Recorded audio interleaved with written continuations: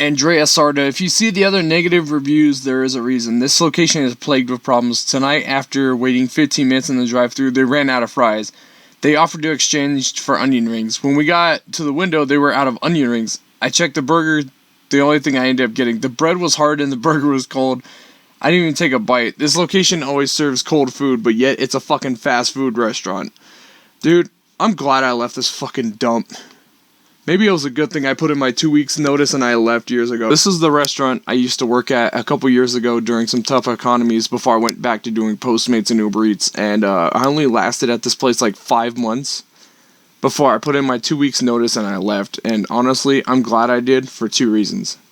One, this restaurant made me want to fucking kill myself. And I don't want to say that publicly, but I can understand people's pains about working in like the fast food industry because it is garbage. You had people that were coming in and throwing change at the employees and starting shit with the management, and Karen fucking having her hissy fit. It got to the point that the cops had to be called like once or twice a week. The second thing is, this restaurant apparently has more 1-star reviews than it does close to 5 stars. People were complaining that their food was cold. The drive-thru lanes was like 30 minutes long. And, yeah, it was probably a good thing that I quit. Because it was fucking abysmal for the activity that I saw at a place like this. Like, literally, let me read some of the reviews from this old workplace. You guys ready? Before the whole Postmates and Uber Eats ordeal, there was another place I used to work at. And honestly, this was the first ever job that I worked at as a fast food employee that I ever put in my 2 weeks notice and I fucking left.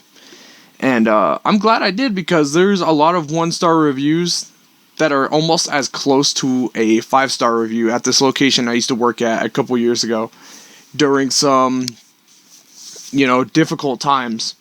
And this was way before the whole delivery service ordeals, to the point where I just said fuck it and I went back on the road and ended up trashing up an entire car.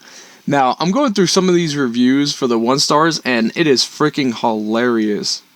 So keep in mind that this is the location I used to work at for 5 months before I put in my 2 weeks and I left. Absolutely the worst service ever experienced. No one else in line, and I still waited just over 8 minutes to be asked what I wanted. Got my food, closest thing to garbage you can get.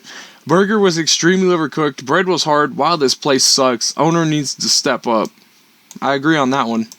Got the #1 breakfast burrito. It was made by a grimy teenager. The tortilla was cold. The hash browns were clumped together like a potato ball, and he forgot the green chili.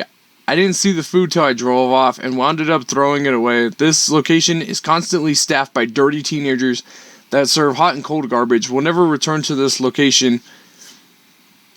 You know what's the funny thing about your reply, Joe? You're not the only one that had to deal with it.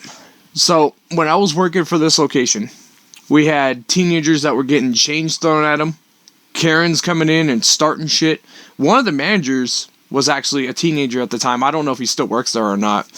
But during the time when I was there, I noticed that the local PD had to be called in at least once or twice a week because of the customers going around and like assaulting these teenage workers, like literally throwing change at these poor kids.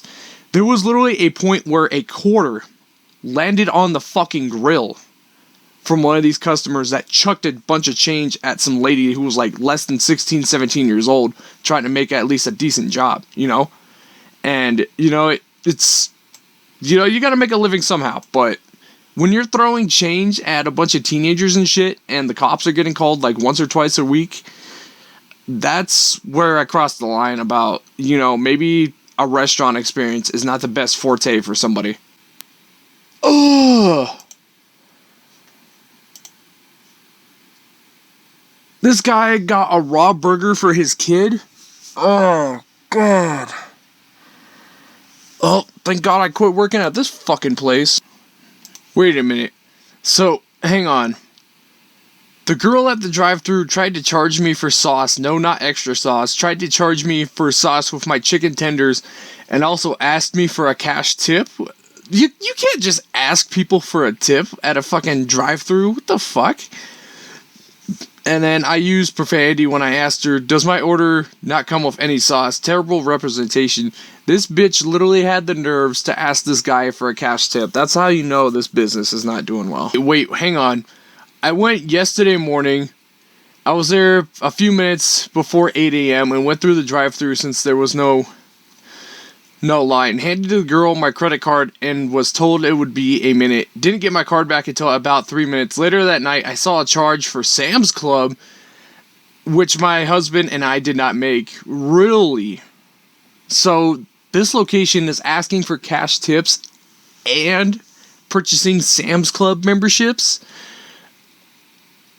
No wonder I left this fucking place. Jesus, even when I left, it still looks like it's going downhill. On 5/5, which is this month, I went to purchase 6 of the green chili sauce. The male cashier said we don't sell them after breakfast hours. I asked why not, it's a side. Yet, if I ordered a burrito with an extra side of green, it would have been sold. What? No wonder, dude. No wonder I left. And, what the hell? I'll keep going to Twisters and Bob's Burgers. You know what?